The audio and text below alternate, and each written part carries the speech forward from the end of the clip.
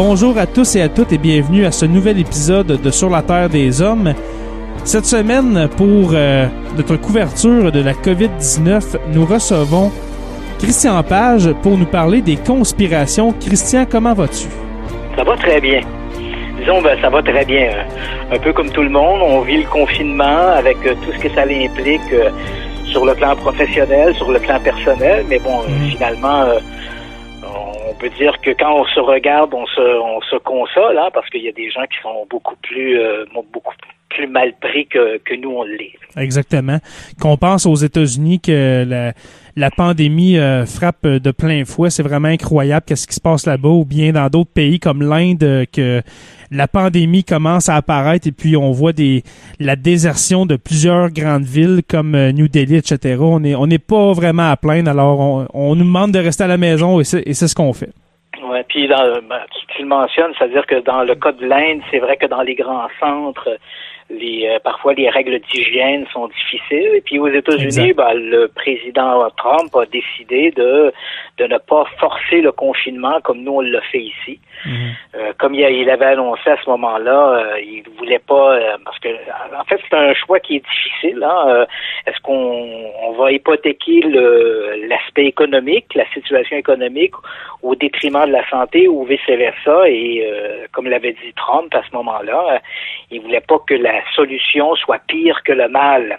Exact. Mais là, malheureusement, 2 semaines plus tard, on constate que malgré ces beaux mots, la situation est tout à fait catastrophique. Vraiment. Je crois qu'aujourd'hui, on est le 8 avril et puis ça a été la journée, dans le fond, la veille, le 7 avril, ça a été la journée la plus meurtrière pour le COVID-19 partout dans le monde. Aux États-Unis, il y a eu environ 2000 morts. Alors, c'est vraiment, comme tu dis, c'est catastrophique ce qui se passe là-bas. Absolument. Et puis toi, comment tu vis ça, Christian, ce confinement-là? Moi, le confinement en lui-même, c'est pas trop difficile parce qu'il faut savoir que mon bureau est à la maison. Okay. Donc, je suis habitué de travailler depuis la maison. Même à la radio, quand je m'adressais, que ce soit au 98.5 ou que ce soit à Radio X à Québec, il m'arrivait, à Montréal, bien sûr, comme je suis de la Rive-Sud de Montréal, généralement, j'étais en studio. Mais j'ai tout l'équipement à la maison pour pouvoir communiquer avec les studios, et ça m'arrivait parfois de le faire. Donc, de communiquer depuis chez moi avec les studios, et avec l'équipement dont on dispose maintenant, la communication se fait exactement comme si nous étions dans le studio. Donc, pour l'auditeur, il n'y a pas de différence au niveau du son. C'est sûr que c'est plus convivial d'être dans le studio avec l'animateur, comme par exemple à Montréal avec Bernard Drainville. Quand je pouvais être à Québec avec Yannick Marceau, évidemment, c'est plus convivial d'être dans le studio. Mais en dehors de ça, on a tout l'équipement nécessaire pour le faire depuis la maison. Je le faisais régulièrement. Donc, pour moi, ça et l'écriture, parce que j'écris des bouquins. Le fait de les écrire chez moi, comme le bureau est à la maison, pour moi, ça change pas grand-chose. Donc, le confinement est pas trop difficile. Bien sûr, on est un peu comme tout le monde. On en a marre d'être enfermé dans la maison. Mais c'est surtout lorsque l'on doit sortir à l'extérieur. C'est toutes les règles qui deviennent lourdes. Hein. Il suffit d'aller, par exemple, à l'épicerie, puis là, on voit la file de gens qui attendent pour entrer. On comprend la nécessité de ça, là, mais on doit quand même s'astreindre à ça. Donc, on a toute une filée de gens, on doit entrer, se laver les mains. Toutes des règles d'hygiène qu'on ne suivait pas, si je puis dire, il y a à peine 2 mois. On entrait comme ça, n'importe où dans les commerces, on côtoyait les gens, et là, tout d'un coup, tout cet univers-là est chamboulé à cause de ça. Mais bon, si ce n'est que pour le confinement, pour moi, c'est pas très difficile. Okay. Ce qui est plus lourd, bien sûr, c'est qu'on comprend qu'avec des causes, avec la pandémie, et les réseaux de la radio consacrent essentiellement leur contenu à la couverture de ces événements-là. Donc, moi, j'ai perdu temporairement mes micros 98.5 et à Radio X. Donc ça, pour moi, c'est un peu plus difficile parce que, je n'ai plus cette présence hebdomadaire que j'avais à la radio. Mais bon, malheureusement. Ouais, ce n'est qu'une remise temporaire. Tu sais, je pense qu'on est tous bien conscients de ça, puis on espère que tout va aller bien, que les gens, qu'on va rapidement réussir à faire descendre la courbe, parce que là, jusqu'à maintenant, comme tu le mentionnes, les cas ne font que s'accumuler en augmentation. Mais bon, aujourd'hui, le ministre Legault avait quelques paroles un peu rassurantes en disant, bon, ben, on a atteint un peu comme une espèce de plateau. Donc, espérons que éventuellement tout ça va commencer à redescendre parce que, comme tout le monde, on a hâte que la vie reprenne son cours comme elle l'était. Exact. Et puis, concernant justement ton émission à Radio X, est-ce que tu sais pourquoi que c'est arrêté? Parce que c'était quand même le vendredi à 21h. La couverture s'est faite pendant toute la journée. Parce que moi honnêtement, c'était mon moment, le vendredi, d'écouter Radio X-Files. Oui, mais je pense que c'est il y a à la fois une couverture des événements de la journée, mais je pense également qu'il y a des circonstances qui sont à caractère économique. On le sait, toutes les entreprises perdent des sous énormément.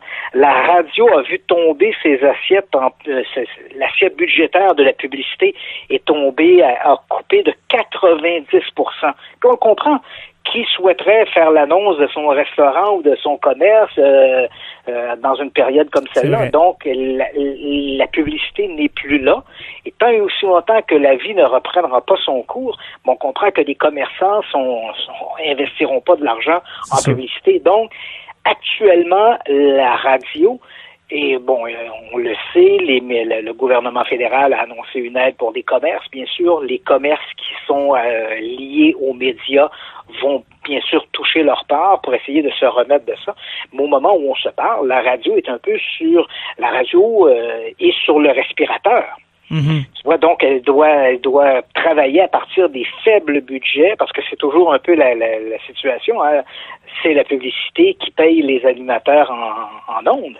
Exact. Donc, si cette publicité-là n'est pas là, ben, il n'y a plus de sous. S'il n'y a plus de sous, ben, on doit essayer de travailler avec le minimum de ressources que l'on peut. Exactement. Alors, ce soir, mon cher Christian, je te recevais pour parler d'un des côtés de la COVID-19. C'est un grand événement historique qu'on est en train de vivre. Et qui dit grand événement historique dit, bien sûr, conspiration. Et puis là, je voulais parler à Christian Page pour nous, dans le fond, nous rappeler les principales conspirations qui sont en train d'émerger de la situation du COVID-19. J'ai écouté dans le fond, ton émission Radio X-Files, où est-ce que tu en parlais, mais aussi au 98.5, où est-ce que tu as fait une petite chronique concernant les principales conspirations. Et puis, c'est là que ça m'a donné l'idée de te contacter pour un court épisode pour nous en parler, pour en parler aux auditeurs de Sur la Terre des Hommes, parce que c'est très intéressant et quand même assez farfelu le nombre de conspirations, parce que il y a des gens qui peuvent croire une conspiration et la croire, mais là, quand t'es rendu à une dizaine de conspirations, la pandémie, elle a le dos large, là. Oui, mais en fait, il faut pas se surprendre. Hein? Comme je l'ai déjà mentionné à plusieurs reprises, que ce soit dans le cas du COVID-19, que ce soit dans le cas des attentats du World Trade Center, ou même encore dans le cas de l'assassinat du président Kennedy, ce qui alimente les théories du complot, c'est une espèce de biais que l'on a dans la pensée. Et je m'explique. C'est-à-dire que si tu dois, par exemple, te déplacer plus rapidement, tu vas accélérer le pas. Si tu veux soulever plus de poids en faisant de la gymnastique, tu vas mettre plus de force. Il y a donc une action qui est égale à la réaction. Plus tu marches rapidement, plus tu te déplaces vite, plus tu mets de la force pour soulever un poids, plus le poids que tu soulèves est lourd. La solution au problème doit être aussi grosse que le problème. Voilà. Et ça fonctionne généralement dans notre vie au quotidien, c'est un phénomène que l'on constate à peu près à tous les niveaux. Mais on ne peut pas appliquer cette règle-là dans les événements à caractère sociologique. Et malheureusement, notre cerveau a tendance à faire ça. Et c'est ce qu'on appelle le biais de proportionnalité. Okay. Il faut que la conséquence soit égale à la cause. Donc, si on prend, par exemple, l'assassinat du président Kennedy, on se dit, voilà l'assassinat d'un homme d'État dont les conséquences ont été énormes sur les politiques intérieures, les politiques étrangères, et même dans certains cas, des gens vont dire, ça a été un peu la fin de l'Amérique telle qu'on le connaissait. Exact. Et on nous dit quoi? Que c'est un individu, un pauvre kidam, derrière une fenêtre dans dans un édifice, un dépôt de livres, qui a abattu le président comme ça, tu sais, parce qu'il a décidé qu'il voulait commettre un geste qui le ferait passer à l'histoire, et pour satisfaire ses besoins de mégalomane, il a abattu le président. Alors, on n'accepte pas ça, on refuse ça. On se dit, voyons, un pauvre kidam tire sur le président des États-Unis. La cause semble ridicule par rapport à la conséquence.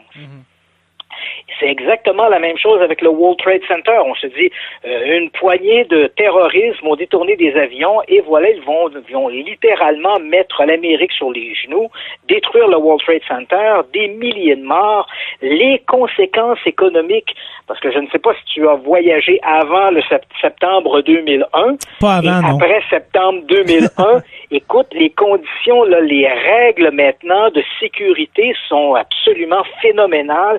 Le coût que tout ça a engendré, parce souvent on a une tendance à s'arrêter qu'à l'événement, mais sur le plan à long terme, les conséquences de ça ont été énormes. Et là, on se dit, c'est quoi, une poignée de terroristes comme ça qui vont détourner des avions?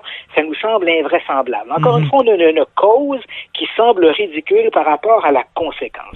Et à toutes les fois où les communautés, la société est face à des événements marquants, et là, actuellement, c'est le COVID-19, bien sûr, il y a cette pensée-là, la cause doit être égale à la conséquence, et on se dit qu'un tout petit virus comme ça qui a muté, parce on dit toujours le coronavirus, mais il faut savoir que le coronavirus, c'est un groupe de virus qui sont bien connus. Ce sont les virus qui sont à peu près responsables à peu près de 30% des grippes chez l'homme. Comme l'influenza, etc., le H1N1 et puis tout. À peu près 30% des maladies grippales, là, qu'on pourrait qualifier de grippe, sont causées par des coronavirus. Donc, le coronavirus, il est quand même bien connu. Mais il a connu une mutation. Donc, le virus que l'on a, le coronavirus, le COVID-19, il est de la même famille on avait connu le SRAS auparavant, on avait connu d'autres types de grippe également, le H1N1. Donc, ce sont le même type de coronavirus. Mais là, il a connu une mutation, ce qui le rend un peu plus mortel, mais surtout beaucoup plus facile à être transmis. Il est beaucoup plus contagieux que ses prédécesseurs. Et c'est un peu ça qui est inquiétant. Et on se dit, voyons, un virus que l'on connaît bien, qui est associé aux grippes, 30% des maladies, des grippes, et voilà qu'il connaît une mutation, et soudainement, c'est la pandémie mondiale. Ça nous semble invraisemblance. Alors là, on se met à imaginer toutes sortes de causes, toutes sortes de scénarios un peu sordides derrière ça. Et je t'en fais quelques-uns qui circulent beaucoup là depuis. Oui, parce que moi aussi, j'ai une liste devant moi, là, mais j'aimerais ça que tu parles en premier, s'il te plaît, du fameux brevet. Et puis là, je sais que tu sais de quoi je parle. Là. Oui, voilà. Donc, c'est un YouTuber, il y a 2-3 semaines maintenant, qui sort ça. Voilà qu'il découvre qu'on avait déposé à la fin des années, aux alentours de 2008 à peu près, on avait déposé un brevet en France au nom de plusieurs chercheurs et de l'Institut Pasteur. On avait déposé un brevet. Et il faut savoir que dans le langage des brevets, que l'on parle d'un vaccin ou qu'on parle d'une machine, on parle toujours en termes d'invention. Et voilà que donc ce brevet, le type déterre ce document-là, et visiblement là, on a une possibilité où le type est un individu qui a voulu créer une espèce, un irresponsable qui a voulu volontairement créer une peur panique. Un buzz, un buzz, parce que sa vidéo sur YouTube a été vue 30 millions de fois avant que YouTube décide de la retirer. Ou bien cet individu-là n'a absolument aucune connaissance dans le domaine à la fois des brevets, mais également de la virologie. Là. Donc, comment on étudie les virus. Donc, c'est l'un ou l'autre. À vous de faire votre choix. Mais voilà, il arrive avec ce document, et là, il nous dit, voilà, c'est un brevet déposé par des chercheurs sur l'invention d'un coronavirus. Donc, il semble soutenir qu'à la fin des années 2000, un groupe de chercheurs, incluant également l'Institut Louis Pasteur en France, à Paris, se serait associé entre eux, aurait créé un virus, le COVID-19, et voilà que c'est maintenant la pandémie. Malheureusement, pour lui, heureusement, pour nous, quand on déterre ce document-là et qu'on commence à le lire, on se rend compte très rapidement, dès les premières prémices, c'est pour ça que j'ai plutôt l'impression que l'individu est un irresponsable qui a voulu faire le buzz, parce que dès les premières prémices, quand on lit les 2 ou 3 premières pages du document, même si on n'est pas particulièrement familier avec le jargon utilisé dans le domaine de l'invention, disons, l'aspect légal des choses, il est clair dès les premières lectures, dès les premiers paragraphes, qu'on est en présence ici d'une invention, mais on parle bien de l'invention d'un virus affaibli du H1N1, et ce, dans le but de mettre au point un vaccin. Parce qu'il faut savoir, beaucoup de gens ignorent comment fonctionnent les vaccins, mais généralement, pas tous les vaccins, on fera pas une généralité ici, mais la façon dont on utilise généralement les vaccins, c'est qu'on prend le virus et on va le synthétiser, entre guillemets, pour en créer un virus plus faible. Et c'est ce virus plus faible qu'on va injecter dans l'organisme. Ce qui va se produire à ce moment-là, le virus, comme il a une identité propre, le corps va développer des anticorps pour le combattre, mais le virus est trop affaibli pour affecter l'organisme. À partir de ce moment-là, on va se créer des anticorps qui seront capables de reconnaître l'identité du virus si éventuellement il venait à se manifester sous une autre forme. Donc, c'est la façon dont on fait généralement les vaccins. Donc, ici, ce que le document en question nous montre, un groupe de chercheurs qui ont développé, qui ont réussi à produire un virus, un coronavirus du type H1N1, mais plus affaibli, et ce, dans le but éventuellement de développer un vaccin. Évidemment, pour tes auditeurs, tout ça peut paraître très complexe, mais si on fait un nivelage, là, l'idée ici, c'est simplement un groupe de chercheurs qui ont déposé un brevet pour développer un vaccin. Puis en plus, c'est que ce document-là là, est facilement trouvable sur Internet. Là. Si c'était vraiment l'invention du COVID-19, pensez-vous vraiment, là je parle aux auditeurs, à tous ceux qui écoutent, pensez-vous vraiment que ça serait aussi facile à trouver sur Internet, là? Sérieusement. Voilà, écoute, là, des chercheurs mettent au point un virus qui pourrait infecter le monde, mais le document en question est dans un dépôt, dans des archives nationales où tout le monde peut le déterrer. Oui, essayons d'imaginer les gens qui ont conçu la bombe atomique, le projet Manhattan. Ils n'en ont pas fait des documents qui circulaient là, comme ça par la poste ou sur le web, ou évidemment, le web n'existait pas à l'époque, mais on comprend bien que un projet comme celui-là, ça serait un projet hyper secret, on n'aurait pas accès aux documents, alors que là, n'importe qui peut simplement, en tapant le numéro d'entrée du brevet, faire sortir le document. La recette de la bombe atomique, tout le monde le sait, c'est très facile à trouver sur Internet. Oui, bien sûr. Donc, on voit, c'est un peu une espèce d'absurdité, mais des gens y ont cru. Les gens, dans une situation qui est très alarmiste dans laquelle on se trouve, et puis à la fois, c'est sûr que lorsque les médias à longueur de journée, nous parlent de ce COVID-19, on voit le nombre d'infections, on voit le nombre de décès.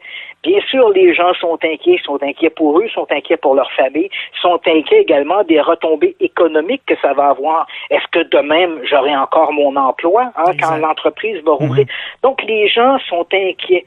Et là, ça crée une espèce de peur presque paranoïaque, et il suffit qu'un individu nous lance un truc comme celui-là, et les gens seront plus facilement prêt à croire un truc comme celui-là, parce qu'il y a toujours aussi ce biais de proportionnalité qui est là au-dessus de nous, un peu comme une épée de Damoclès, et là, bang, voilà, quelqu'un arrive avec un truc comme ça, et il y a un certain nombre de gens qui sont prêts à y croire. Et c'est vrai que c'est un discours ou un langage ou des termes techniques qui sont utilisés qui ne sont pas familiers à monsieur et madame tout le monde, donc il est facile de se laisser convaincre. Donc ce document-là, il a été rapidement retiré de YouTube. Et ça, d'ailleurs, on peut féliciter les géants du web. Déjà l'an dernier, ils avaient annoncé, là, donc on est bien avant le COVID-19, mais l'an dernier, les grands géants du web, Google, YouTube, Facebook avaient annoncé qu'ils allaient serrer un peu la vis sur les théories du complot. Et ça a plutôt bien fonctionné. Juste un peu avant que n'éclate cette pandémie du COVID-19, on avait déjà des chiffres qui provenaient de YouTube et qui montraient à quel point, parce qu'il faut savoir que le nombre d'heures que les gens passent quotidiennement sur YouTube, là, si on prenait tous les gens sur la planète, le temps qu'ils passent, le nombre de minutes qu'ils passent sur YouTube, c'est 1 milliard d'heures par jour. Incroyable.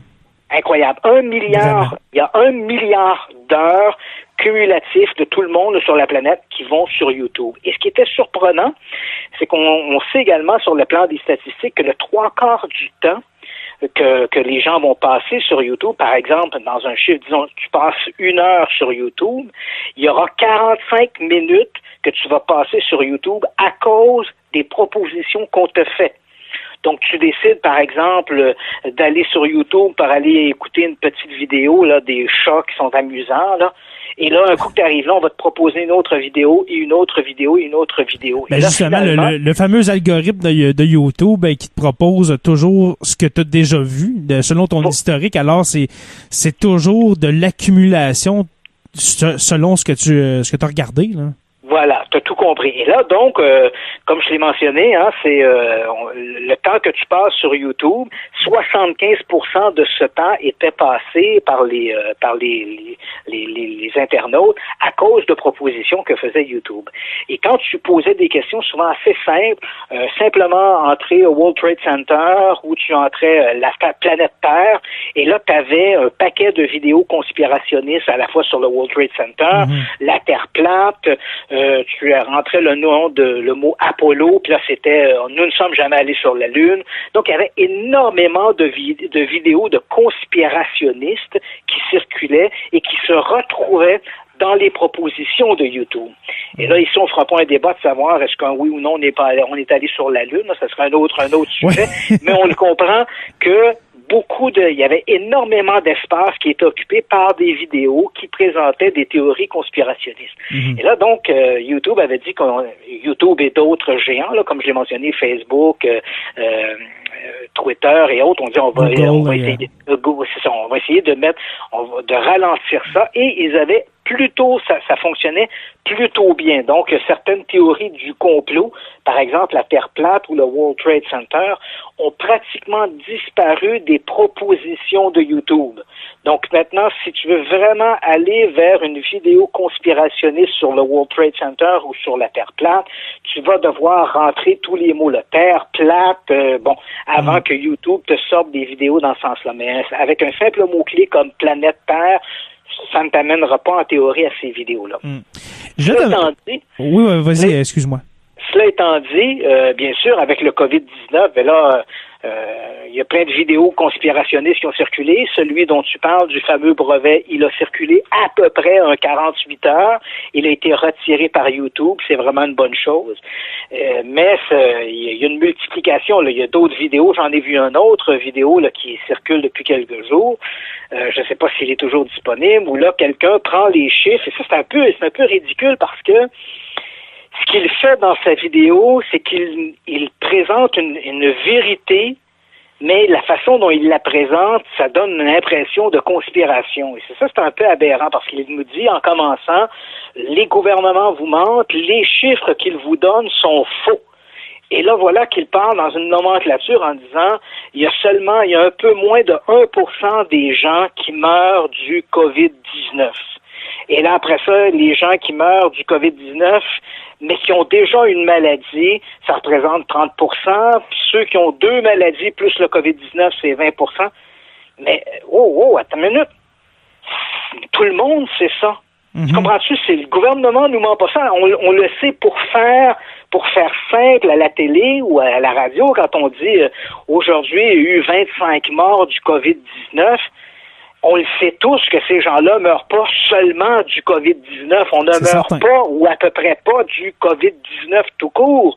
C'est pourquoi les gens qui sont en bonne santé, les gens qui sont jeunes et en bonne santé, ne meurent pas du COVID-19. On meurt pas du COVID-19. On meurt du COVID-19 s'il est associé à 1, 2 ou 3 autres troubles de santé. Donc, non, les gouvernements nous mentent pas. En fait, les médias ont peut-être une tendance à ne pas assez bien spécifier quand on annonce il y a eu 25 morts aujourd'hui du COVID-19. Donc, encore aujourd'hui, il y a eu des décès. Mais on l'a bien précisé. Il y a un homme, un octogénaire, je crois 84 ans, qui est décédé. C'est sûr qu'il y avait d'autres troubles de santé. C'est pas en fait, le COVID-19 agit comme c'est un peu le coup de grâce. Tu as déjà des problèmes pulmonaires, tu as des problèmes cardiaques, tu es en mauvaise santé et arrive le COVID-19. Il est un peu le coup de grâce, la goutte qui va faire déborder le vase. Mais si on est en bonne santé, si on n'a aucune autre pathologie, aucune autre maladie, c'est vrai qu'il y a moins de 1% des gens qui meurent uniquement du COVID-19. Donc, le gouvernement nous ment pas, ils n'ont pas truqué les chiffres, mais pour ne pas entrer dans le détail spécifique, évidemment, on dit s'il y a eu des décès, c'est parce que ces gens-là ont contracté le COVID-19 et comme ils étaient déjà pas en bonne santé, on commencera pas à faire sur la place publique le procès en disant oui, il y avait M. Urtibise qui souffrait d'une maladie pulmonaire, puis Mme Rita, elle souffrait également de maladie cardiaque. On commencera pas à faire ça.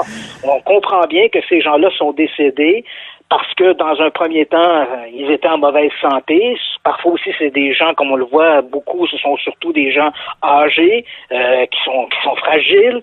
Et puis là arrive le COVID-19.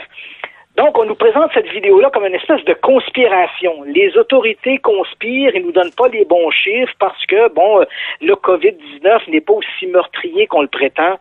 Mais ça, c'est ridicule. Là. Tu dis, c'est vraiment là faire rien avec rien. Là, c'est ridicule parce que la grippe espagnole, là, ça l'a emporté environ...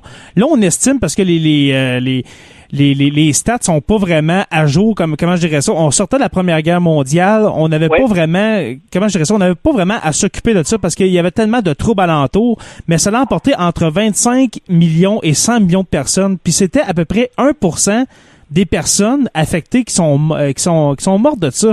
Alors, c'est un peu comparable dans le sens que, oui, c'est la COVID-19 aussi, c'est 1%, mais en même temps, c'est pas la grippe espagnole. Alors, puis des fois, on dirait que les conspirationnistes voient des conspirations à l'intérieur des conspirations. Je t'explique avec qu'est-ce que t'as dit tantôt. Admettons, les vidéos, justement, de conspiration du World Trade Center, du COVID-19, etc., de la Terre plate, se font enlever de l'algorithme de YouTube. Là, les conspirationnistes vont dire, regardez, les géants du web sont de connivence avec les gouvernements pour vous cacher la vérité, puis ça on dirait que ça arrête pas. Mais il faut bien comprendre que pour les gens qui sont des conspirationnistes, là, vraiment des purs et durs, là, il y a aucun argument qui peut les faire changer d'idée.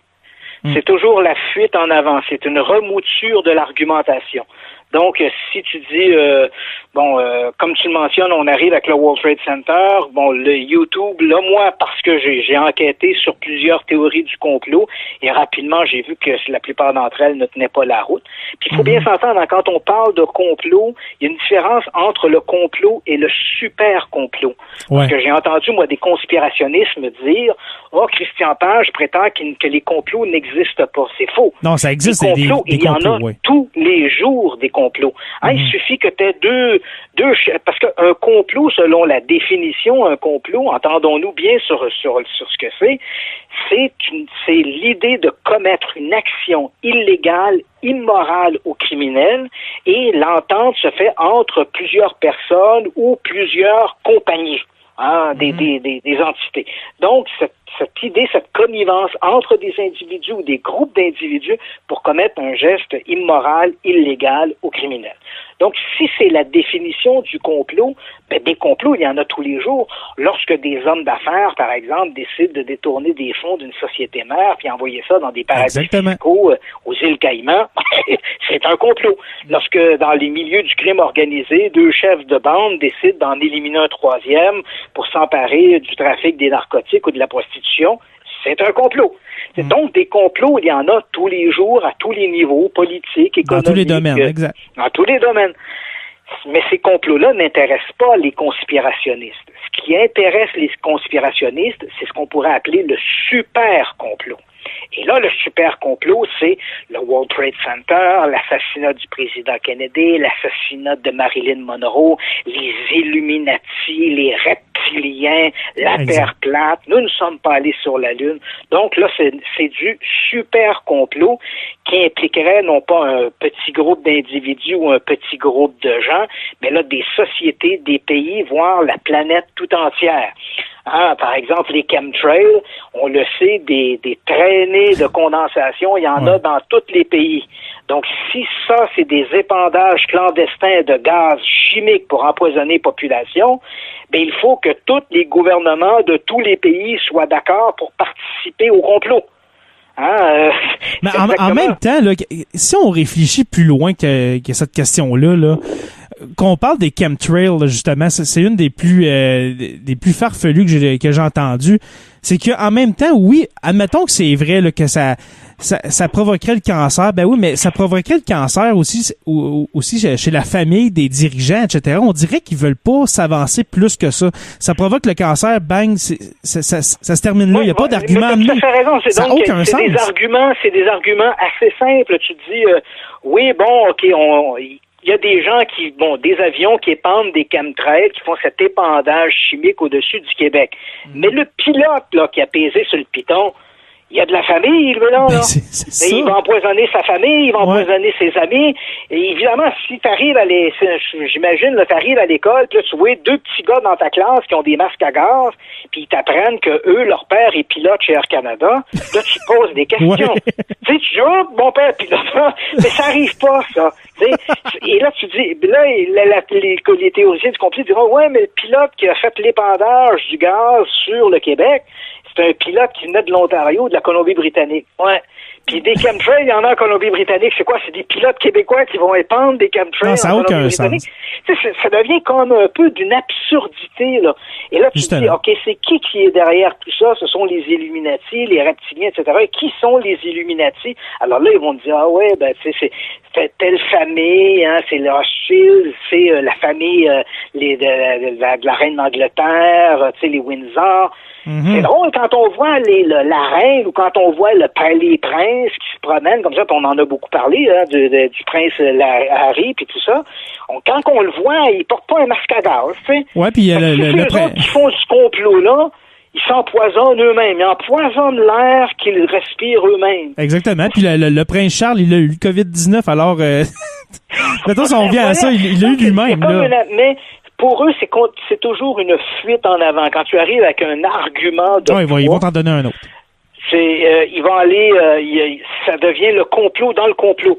Tu dis, OK, avant, dans les années 80 ou 90, tu me posais la question, comment puis-je te prouver qu'on est allé sur la Lune? Ben, j'aurais pu te dire, on a ramené de la roche lunaire. Oui, mais on aurait pu la ramener avec un robot. On va bouger envoyer des hommes à la Lune pour ça. OK.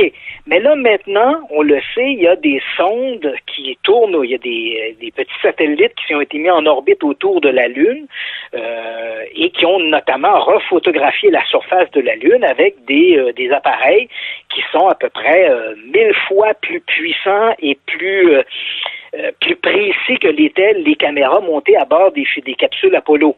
Et on peut voir sur ces images les sites d'atterrissage. Donc, les gens qui nous écoutent, simplement aller sur Google, vous tapez site d'atterrissage Apollo 17 ou Apollo 14 et vous allez voir des images prises en orbite autour de la Lune où on voit le site d'atterrissage, on voit le premier étage du lemme lunaire, on voit les empreintes laissées par les rovers. On se rappelle pour les dernières missions, l'Apollo Apollo 16 et 17, il y avait des petites jeeps qu'on utilisait. Donc, on voit ces traînées dans le sol. On voit même les instruments que les astronautes ont déployés autour du lemme qui s'était posé. Donc, on a ces images-là. Et là, quand tu présentes ça aux théoriciens du complot, tu dis, ouais, mais là, si on n'a pas été sur la Lune, les satellites qui sont autour de la Lune, qui ne sont pas forcément tous des satellites américains, parce que il faut savoir qu'on a 72 pays au moment où on se parle, on a 72 pays qui sont impliqués dans des programmes de recherche spatiale. Okay. Donc, ces pays-là le font évidemment en collaboration avec ou la France ou avec la NASA, mais ce sont 72 pays qui participeraient tous, donc, d'une certaine façon, dont le Canada, par exemple. On est impliqué dans la fabrication de parties de certains éléments des satellites, ou encore, dans le cas de la navette spatiale, on connaît tous l'histoire du célèbre bras, le bras canadien. Oui. Donc, on a 72 pays qui ont à l'interne des programmes de recherche spatiale et qui travaillent en collaboration avec les grandes agences spatiales comme soit ou la Russie ou la France ou l'Angleterre ou les États-Unis.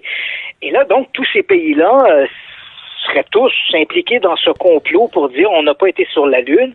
Crois-moi, en 1969 ou 1970, là, quand les hommes ont débarqué pour la première fois sur la Lune, il y avait une espèce de bras de fer qui se jouait entre la Russie et les États-Unis. Et crois-moi que les premiers à dénoncer qu'on n'avait pas été sur la Lune, ça aurait été les Russes. Parce que, les Russes savaient exactement ce que les Américains faisaient et vice-versa. Donc, si les Américains avaient mis au point un faux atterrissage lunaire, les Russes l'auraient dénoncé rapidement. Et la meilleure preuve qu'on était allé sur la Lune, Neil Armstrong et Buzz Aldrin se sont posés là, dans le 21 juillet 1969 et qu'ont fait les Russes le 22 juillet 1969, ils ont mis fin à leur programme, leur programme lunaire. Mais pensez, Christian, ça n'en ferait du monde à faire taire là, si c'était pas vrai, là. Oui, c'est ça. Imagine, c'est juste ça. Et là, Paris, t'apportes tous ces éléments-là, mais il y a tout le temps une espèce de fuite en avant. C'est, oui, mais ces photos-là, ils ont été truquées. Oui, mais là, toutes les agences sont impliquées. Oui, ils sont tous membres d'une confrérie de reptiliens ou d'illuminati. Là, tu dis, OK, donc on s'en sort pas. Exact. Et moi, j'ai d'ailleurs écrit un livre sur les théories du complot. Oui, que j'ai lu d'ailleurs, c'est excellent. Et j'ai bien dit, quand j'ai écrit ce livre-là, dès les pages d'introduction, je l'ai bien mentionné, ce livre-là ne s'adresse pas aux théoriciens du complot. Parce que pour les théoriciens du complot, la messe est dite. Donc, le World Trade Center, c'est un coup monté par les États-Unis. Nous ne sommes pas allés sur la Lune et la Terre est plate. Et rien ne va les faire changer d'avis. Donc, le livre s'adressait aux gens qui ont entendu ces histoires-là et qui se sont posé la question, pourquoi on dit ça? C'est quoi l'argument que proposent les théoriciens du complot et qu'est-ce qu'on peut dire qu'est-ce qu'on peut répondre à ces théories-là? Donc, c'était l'idée de cet ouvrage-là. Mais je crois pas que mon livre ait convaincu un seul théoricien du complot qu'il n'y avait pas de chemtrail puis que le World Trade Center on n'a pas dynamité le World Trade Center, là. Mais bon, ça changera rien. Les théoriciens du complot, comme j'ai mentionné, pour eux, le dossier est clos. Il y a toujours un complot, puis le COVID-19, en fait partie. Puis justement, revenons au COVID-19, parce que là, il y en a vraiment beaucoup, là, on va les survoler. Ouais, mais on a parlé ensemble du brevet, de cette histoire du brevet qu'on nous a exhibé en nous disant voilà, le COVID-19 a été fabriqué là, en 2007-2008 dans des laboratoires en France. C'est faux. On a parlé bien sûr de cette vidéo qui présente les chiffres qui sont bien connus, mais qu'on essaie de nous faire croire que c'est un complot, que le gouvernement essaie de cacher les véritables chiffres. La première théorie du complot qui est sortie, et on peut comprendre le fondement de cette théorie-là.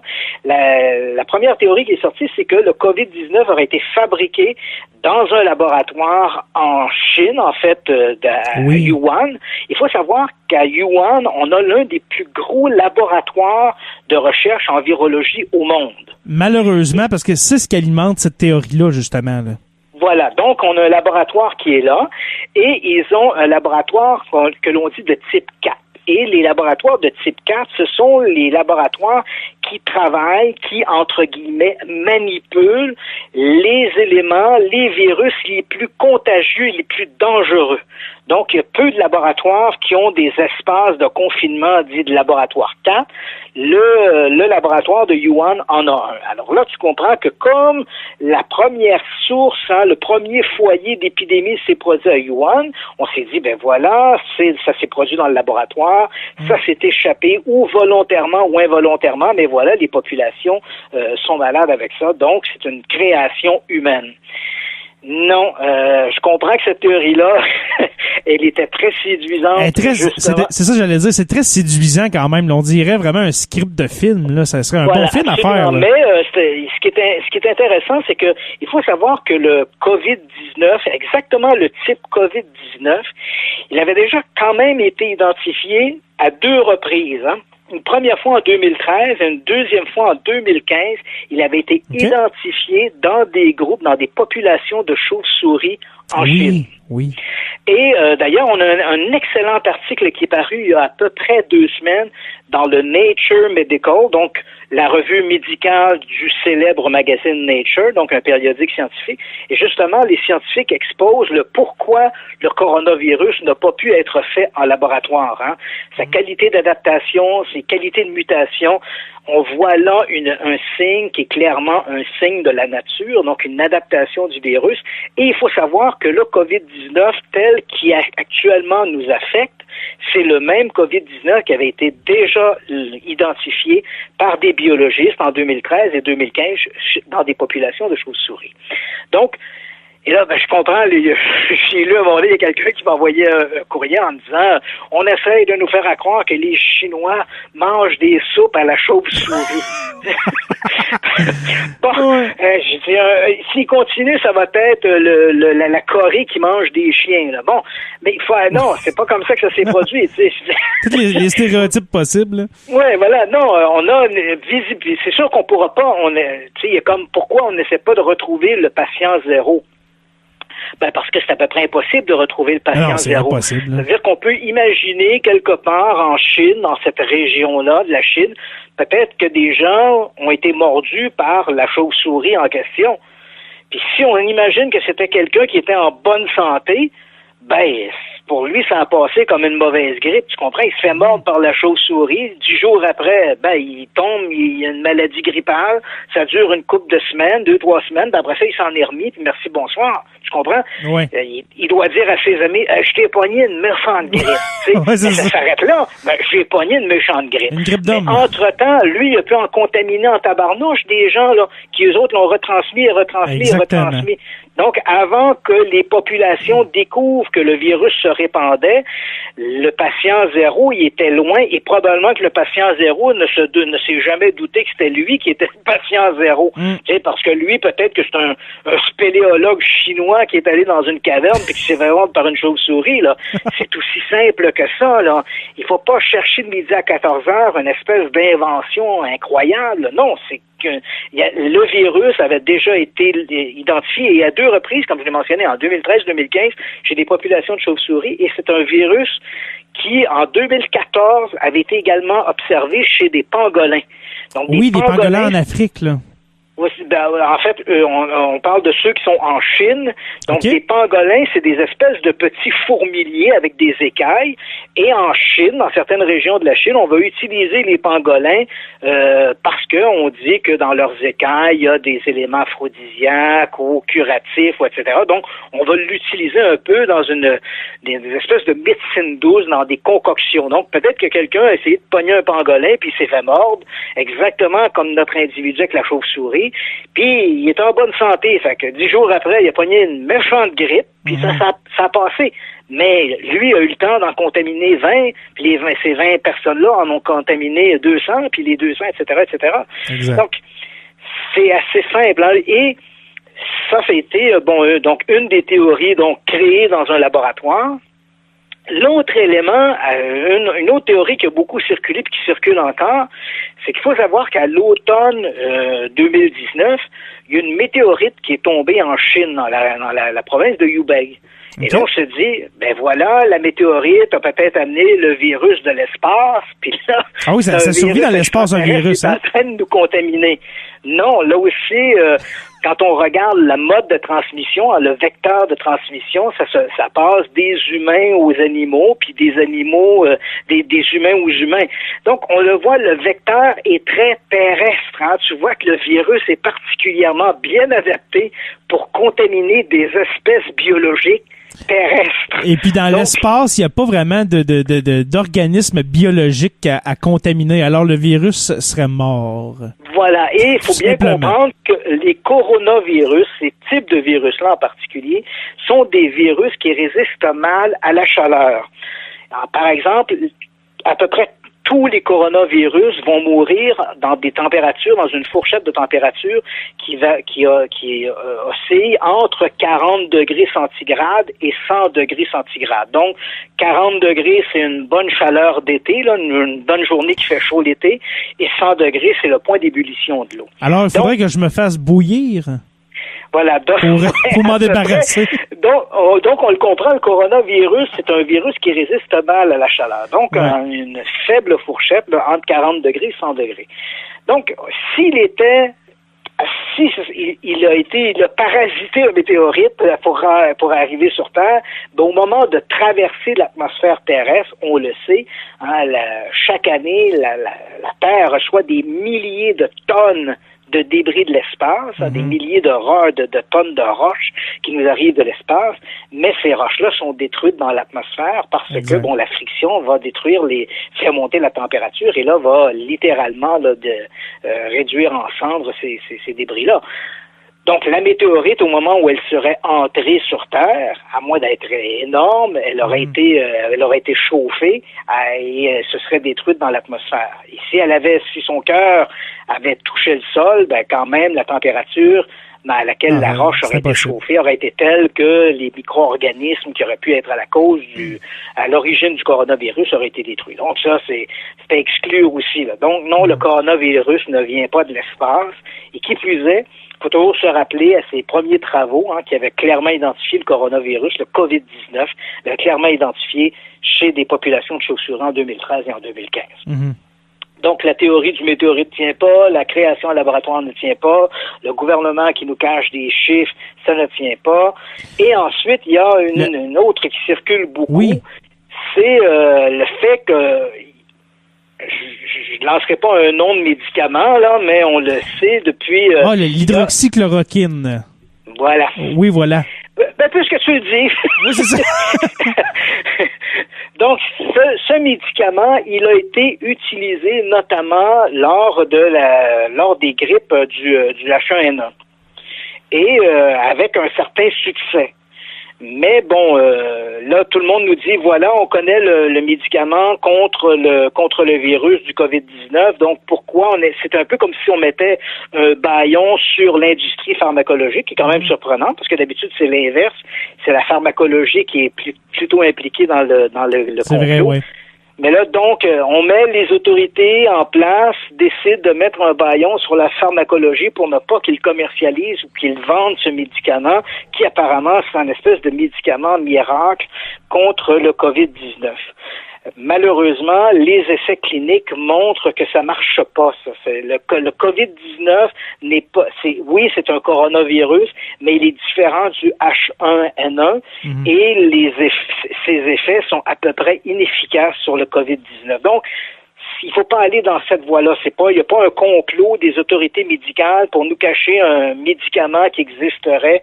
Crois-le, si on avait ce médicament-là, ce serait absolument absurde que les autorités décident de mettre leur pays littéralement, leur communauté, leur système économique, parce qu'on est dans le rouge, là. Faut pas se le cacher, là. C'est justement, l'économie s'en va vraiment vers le rouge. Alors, c'est pas vraiment à l'avantage des pays de refuser un médicament miracle pour... Voyons donc, là. Voilà, donc tu te dis, bon, OK, si on avait un médicament, ce serait quoi le jeu des pays de dire, moi, je vais mettre mon économie à terre, parce qu'il faut pas se le cacher, au Canada, ça va nous prendre des années avant de retrouver cette espèce d'équilibre budgétaire. On fait des dépenses, on dépense sans compter, mais il faudra éventuellement, c'est mes enfants, c'est tes enfants, c'est les générations à venir qui devront payer mes pour ça. Mes petits-enfants peut-être, oui. Voilà, donc pourquoi mettre l'économie du pays comme ça complètement à plat? Si on avait le médicament, il y a comme une absurdité, une logique qu'on n'arrive pas à comprendre. Mais c'est pour mettre en place le nouvel ordre mondial, Christian. Oui, le nouvel ordre mondial, je suis pas convaincu. C'est ça la raison. Mais justement, quand on demande aux gens, tu sais que dans les théories du complot, là, cette histoire-là du nouvel ordre mondial, pourquoi il est aussi populaire? C'est parce qu'il permet de répondre à des situations complexes. Quand tu regardes, par exemple, prenons un exemple qui qui nous est familier, mais qui est passé. Non pas le COVID-19, parce qu'on n'a pas encore tous les chiffres et on ne connaît pas l'issue. Mais si on regarde, par exemple, le World Trade Center, les gens, là, tu vas te poser la question, mais pourquoi on a fait ça? Pourquoi est-ce que le complot? Pourquoi on aurait voulu détruire le World Trade Center? Bon, pour se faire la guerre aux terroristes, aller chercher les puits de pétrole. Et tout ça est une espèce de grand jeu, une espèce d'échiquier où derrière cet échiquier-là, il y a ce nouvel ordre mondial qui pousse des pièces comme si c'était un échiquier, tu vois. Mais en réalité, quand tu regardes des politicologues ou des économistes et tu parles avec eux et on aborde la question du World Trade Center, il faut comprendre, pour bien comprendre la dynamique de ça, il faut avoir des connaissances dans toutes sortes de domaines. Il faut comprendre, par exemple, pourquoi les alliés d'autrefois, le Moyen-Orient, qui était Oussama Ben Laden, qui était l'allié des Américains, pourquoi est-ce que, comme on dit, il a retourné sa veste? Et pourquoi est-ce que les Américains sont devenus ses ennemis? Donc, il faut avoir des connaissances à la fois dans l'histoire, il faut avoir des connaissances en politique, parce que ce sont des politiques étrangères qui éventuellement ont influencé des décisions et des décisions qui n'ont pas plu à tout le monde. Ensuite de ça, il faut, pour comprendre ensuite, et là on ne parle que de l'aspect politique, on n'est pas encore arrivé à l'attentat, là. Et là, quand tu arrives à l'attentat, tu dis, OK, faudra avoir des connaissances en aérodynamisme ou en pilotage, comment on a pu prendre un avion, l'envoyer dans une tour, comment il a pu faire autant de dégâts, etc. Et là, on parle que de l'avion. Ensuite de ça, il faudrait que tu aies des connaissances en architecture pour savoir comment est-ce que voilà comment l'avion a pu faire tomber les tours. Et ensuite de ça, il faudrait que tu aies une connaissance dans la physique des structures pour dire, OK, le métal, pourquoi le métal a plié, pourquoi le métal s'est brisé. Donc, il faudrait que tu aies des connaissances dans toutes sortes de disciplines pour pouvoir évaluer point par point les attentats du World Trade Center. Personne n'est omniscient de cette manière-là. Personne n'a toutes ces connaissances-là. Et c'est pour ça qu'on fait des commissions d'enquête où on fait appel à plein de gens dans toutes sortes de disciplines pour pouvoir avoir des réponses. C'est beaucoup plus simple de rester chez soi, de ne pas prendre connaissance de ça et d'avoir une réponse qui est une espèce de réponse pour tout. C'est le nouvel ordre mondial. Mais le nouvel ordre mondial, là, c'est que ça fait des siècles qu'on en parle. Ça remonte aux francs-maçons, cette histoire-là, l'espèce de fantasme de renversement des gouvernements, des grands rois, des monarchies. Ça fait des siècles qu'on en parle. Là. Ça a toujours été un spectre, hein, et c'est vrai que quand est arrivé là en 1776, quand on a créé en Bavière les Illuminati de Bavière, oui. Adam Weishaupt a créé cette association-là avec l'idée de renverser le gouvernement en place. Donc l'idée, parce qu'il y a réellement eu une organisation qui s'est appelée les Illuminati de Bavière. Mais c'est une organisation qui a duré à peu près 8 ans. Une espèce de groupuscule politique, là, si on veut, les voilà, Illuminati. Tout à fait. Donc, c'est un groupuscule qui est né en Bavière. Adam Weishaupt était d'ailleurs un professeur il enseignait notamment le droit canon. Et voilà qu'il décide de créer une organisation. Et l'idée, il faut savoir qu'à ce moment-là, toute la Bavière, toute cette partie nord de l'Allemagne était un peu, au niveau de ses politiques, elle faisait bon ménage avec les jésuites. Le gouvernement était un peu en cheville avec les jésuites et Adam Weishaupt détestait un peu ces politiques-là qu'il considérait comme étant trop conservatrices. Et là, il décide de créer les Illuminati de Bavière. L'idée, officiellement, c'est de créer des citoyens vertueux. Donc, on va leur enseigner toutes sortes de bienséances qui va faire d'eux des citoyens vertueux. Mais son but avoué, c'est de renverser le gouvernement. Et éventuellement, quelques années après, le grand électeur de Bavière, qu'on pourrait considérer comme le premier ministre aujourd'hui, a décidé qu'il interdisait toutes les associations et groupes sociétés secrètes. Donc, les Illuminati de Bavière sont passés à la moulinette, ainsi que les francs-maçons et d'autres groupes du même genre. Ils ont été interdits en Bavière. Des groupes comme les francs-maçons qui avaient des chapitres un peu partout ont bien survécu à ça.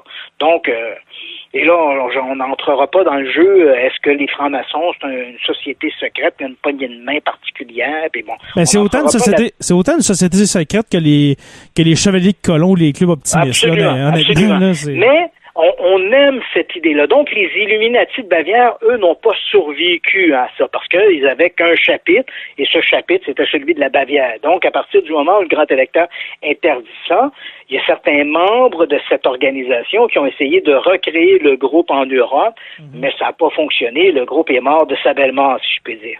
Mais l'idée, comme tu l'as mentionné, de ce nouvel ordre mondial qui est là pour renverser le gouvernement, elle réapparaît. Donc, à partir du moment où il va y avoir la Révolution française, on est en 1789 en France, on va accuser les Illuminati de Bavière qui n'existent plus à ce moment-là, mais on va les accuser d'avoir infiltré d'autres sociétés secrètes, dont les francs-maçons, d'avoir manipulé le pouvoir en coulisses pour pouvoir entraîner la Révolution française. Et ça a été la même chose après ça, ces groupuscules-là, que ce soit les Illuminati de Bavière, que ce soit les francs-maçons, peu importe, ils auraient infiltré des groupes politiques aux États-Unis pour renverser le Sud contre le Nord durant la guerre de sécession. Puis après ça, ils auraient infiltré le gouvernement. Puis, donc, on aime cette idée-là, et tu l'as bien mentionné, c'est depuis des siècles qu'on traite Justement, puis aujourd'hui, c'est que la culture est tellement, on peut tellement répandre la culture partout avec les moyens qu'on a aujourd'hui au 21e siècle, que les romans, les films, que moi je pense, quand je pense à Illuminati, moi je pense tout de suite à Dan Brown avec son fameux roman Anges et démons, puis le film qui a suivi. Mais souvent, les gens font pas la différence entre la littérature et puis les faits réels. Et puis, ça amène justement ces idées de conspiration-là, parce que avant la sortie, moi, ce que j'ai remarqué, là, mais quand j'étais adolescent, quand le roman de Dan Brown est sorti, on parlait pas d'Illuminati, mais il a ramené le concept d'Illuminati. Alors, ça peut avoir une incidence pour certains. Là. Absolument. Les gens, on sous-estime parfois l'impact de la littérature sur la culture populaire. Dan Brown, non seulement, comme tu le dis, a ramené un peu sur le devant de la scène ces espèces d'Illuminati, mais rappelle-toi, quand est sorti le Code da Vinci, ça a été une commotion incroyable. D'ouvrages qui ont été publiés sur lesquels les auteurs ont surfé littéralement sur la vague de est-ce que Jésus aurait survécu à la crucifixion, puis est-ce qu'il se serait sauvé avec Marie-Madeleine? Là, le mythe de Marie-Madeleine est apparu. Mais il a fallu que Dan Brown intervienne, si je me souviens bien, dans les années 2005-2006 pour dire, écoutez, c'est un roman. Absolument. J'ai fait un roman, calmez-vous, là. Et ce roman-là reposait sur un livre, d'ailleurs, il s'était inspiré quelque part sur un livre assez obscur, sur lequel trois chercheurs britanniques, des auteurs, des historiens, avaient récupéré l'énigme de Rennes-le-Château, puis là, ils avaient récupéré ça en disant peut-être une lignée christique, le sang royal, ça pourrait être le Saint Graal, on aurait déformé, et même les auteurs de cette théorie-là, de cette hypothèse-là, eux-mêmes ont pris du recul par rapport à ça. Ils sont conscients que à l'époque où ils avaient écrit l'énigme sacrée, c'est comme ça que ça s'appelait, ils avaient été un peu manipulés par quelques escrocs en France, dénommés notamment Pierre Plantard, qui avait créé une fausse organisation qui s'appelait le Prieuré de Sion. On sait maintenant que c'est une invention pure et simple, mais les auteurs ont été un peu dupés par ça, puis ils le reconnaissent, puis ils ont pris un recul par rapport à ça. Mais le nombre d'ouvrages qui sont sortis au lendemain du Code da Vinci, où là on portait au nu Marie-Madeleine, Jésus, là, les historiens étaient inondés de demandes là-dessus et ils devaient replacer les balises de l'histoire. Non, ça s'est pas passé comme ça. D'ailleurs, même le personnage de Jésus est un personnage qui est très obscur. On le connaît surtout par les évangiles, de façon religieuse, mais sur le plan de l'histoire, on ne sait à peu près rien de ce Jésus de Nazareth. Il y a même des historiens qui remettent en question son existence. Donc, là, on n'est même pas sûr si le gars a existé. Il y a un débat autour de ça. Exactement. Est-ce que c'était une vraie personne ou un concept de bonté? Voilà. Donc, et là, encore une fois, on n'entrera pas dans ce débat-là parce qu'on pourrait en parler encore une heure. Voilà, parce que c'est très complexe. Ouais. Mais c'est vrai, mais tu as tout à fait raison. Il y a des historiens qui disent non, Jésus de Nazareth est une création. Il n'a jamais existé. On a récupéré différents éléments qui circulaient à cette époque et on a créé un personnage composite Bon, ça, c'est une version de certains historiens. Ce n'est pas l'hypothèse dominante. On s'entend bien, c'est pas l'hypothèse dominante, mais c'est une hypothèse qui est partagée par des historiens de renom, hein, pas des gens qui ont trouvé leur diplôme dans une boîte de Cracker Jack, comme on dit, là. Ce sont des véritables historiens, mais ils défendent cette opinion-là. Et l'hypothèse dominante ne veut pas dire que c'est une certitude, c'est que c'est l'hypothèse dominante, c'est que Jésus est un véritable personnage de l'histoire, mais il était beaucoup moins important que les évangiles en rendent compte. C'est-à-dire que les évangiles, les gens qui ont écrit les évangiles n'écrivent pas dans le but de faire un reportage de l'histoire. Hein. Les auteurs, d'ailleurs, il n'y a pas un Pierre, Marc, Luc et Jean, il n'y a pas 4 gars qui se sont assis puis dire on va écrire ça. Là. C'est pas comme ça que ça s'est passé. En passant, ce sont des évangiles écrits à peu près 200 à 300 ans plus tard, après la mort de Jésus. Pas autant que ça. C'est-à-dire que dans un point, on associe les Matthieu, Marc, Luc et Jean, les 4 évangélistes, mais ce sont plutôt la façon dont on a regroupé les textes. En fait, ici, on parle de plusieurs auteurs anonymes. On va regrouper des textes, et là, c'est assez complexe, mais aux alentours de l'an 320, il va y avoir un concile qu'on appelle le concile de Nicée qui va se tenir en Turquie, puis on va décider que de tous les textes que l'on a, et on en a des centaines et des centaines, on a décidé que certains textes qui parlaient davantage de la vie de Jésus, sa vie terrestre, on les regrouperait sous Matthieu, ceux qui parlaient davantage de son message sous Luc. Donc on va faire un clivage un peu des textes de cette manière-là, et on va déterminer ceux qui seront retenus pour faire le canon, c'est-à-dire la Bible que l'on a à la maison. Mais en fait, on est ici en présence de toutes sortes de textes anonymes. Là. Bon. Et là, il faut savoir que ces gens-là, les gens qui ont écrit ces textes-là, peu importe qui ils étaient, ce sont des textes sont pas aussi tardifs que tu le racontes. Hein. Les premiers textes, on peut dire, les premiers textes qu'on retrouve dans la Bible ont été écrits aux alentours de l'an 60. Donc, à peu près, grosso modo, 30 ans après la mort supposée de Jésus. Et les textes les plus tardifs vont être dans leur version finale aux alentours de l'an 120. Donc, entre l'an 60 et 120, on va avoir à peu près, grosso modo, les textes, les jets des textes que l'on a aujourd'hui dans la Bible. Mais tout ça pour te dire que les gens qui écrivaient ces textes-là, ils les écrivaient pas dans le but d'écrire un peu comme des journalistes de leur époque, en disant, on va raconter l'histoire de ce Jésus de Nazareth. Non, c'était un conte, là, si on peut dire. Voilà, quasiment, ils racontent une foi naissante, hein. Ils racontent leur foi au Christ, leur foi dans ce christianisme naissant. Qui est encore à l'état de secte, là, si on peut dire. Oui. D'ailleurs, faut bien, les historiens sont tous unanimes là-dessus. Le plus grand allié, le mouvement, le christianisme, est demeuré à l'état de secte jusqu'à ce que, éventuellement, l'empereur Constantin, qui a été peut-être le plus grand allié du christianisme, décide finalement, parce que jusqu'en l'an 300 à peu près, les chrétiens ils étaient pas persécutés de manière soutenue, mais quand ça allait pas bien à Rome, on cherchait des boucs émissaires, on disait ça doit être la faute des chrétiens. Fait que là, on s'attaquait on faisait une petite épuration chez les chrétiens, là. Ça calmait le jeu un peu. Donc, ils ont été persécutés pendant à peu près 300 ans. Ouais. Et puis, à partir de l'an 300, le 320 à peu près, Constantin, l'empereur, décide finalement de se convertir au christianisme. Exact. D'ailleurs, il va être baptisé juste avant son décès. Et il va remettre tous les biens qui avaient été confisqués par Rome, il va les remettre aux chrétiens, à ceux qui sont de foi chrétienne. Clergé, ouais. Et il interdit la persécution des chrétiens. Donc, à partir de Constantin, il n'y aura plus de persécution chez les chrétiens. Et ça va permettre à ce petit mouvement sectaire de se développer et devenir la plus grande religion du monde. Cela étant dit, on l'a mentionné, il y a des historiens qui doutent de l'existence de Jésus. D'autres historiens, l'hypothèse dominante, c'est que Jésus a bel et bien existé. Il était peut-être un rabbi dans son petit coin de pays. Il y avait une petite gang autour de lui, donc un petit leader d'un petit groupe spirituel. Et puis éventuellement, bien sûr, les évangiles vont le faire plus grand que nature. Donc ce sont les deux hypothèses, mais on le voit, le personnage est sujet à controverse.